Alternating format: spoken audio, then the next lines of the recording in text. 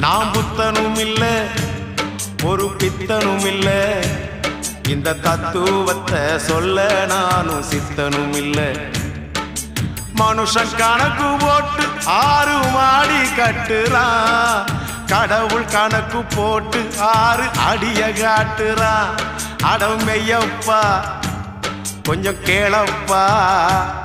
நான் பாடுற இந்த பாட்டுல என்ன பொய்யப்பா நான் புத்தனும் இல்ல